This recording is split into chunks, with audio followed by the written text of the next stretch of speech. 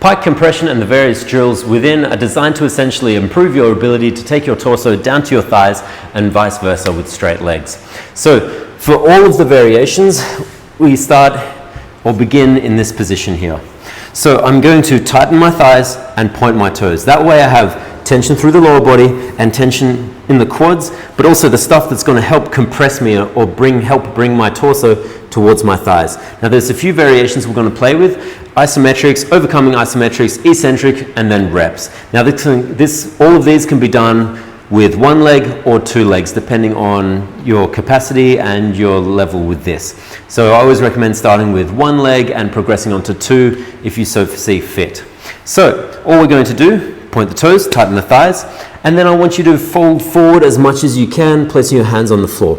So this is currently kind of my maximum end range. The problem is I might not have much strength there. So find your end range, bring your hands back a full hand or palm length to begin with. From there, we're going to try to press into the floor as I pull my chest closer to my thighs, contracting my quads, to then lift one leg and hold, or two legs and hold for the prescribed time. That is an isometric. This is great when we're starting out and just familiarizing ourselves with what's required to lift and also what's contracting and the position itself.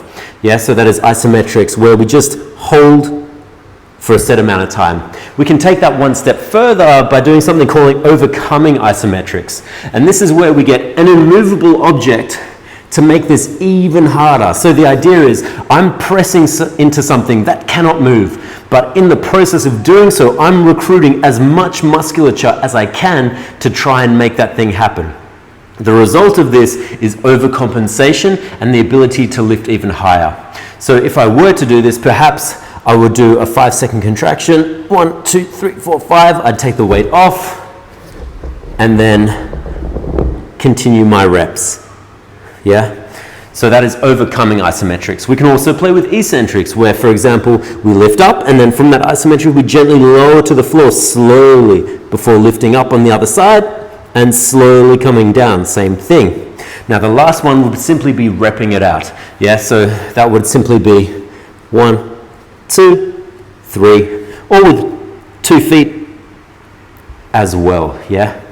The only thing is with this, what you have to be mindful of is not losing the position. It's very crampy because it's end shortened range, but that's where we need to be. And the common compensation is lifting up, leaning back, and bending the knee, all of which you want to avoid. So for example, I might get on the fingertips to try and get higher. All that's doing is leveraging my body weight backward to make it easier to do this. And so obviously we don't want to lean back. And we don't want to lean back here because now I'm not actually compressing torso to thighs, I'm just wobbling or tilting back. Then the last one is I want to make sure that these guys here stay contracted and actually working.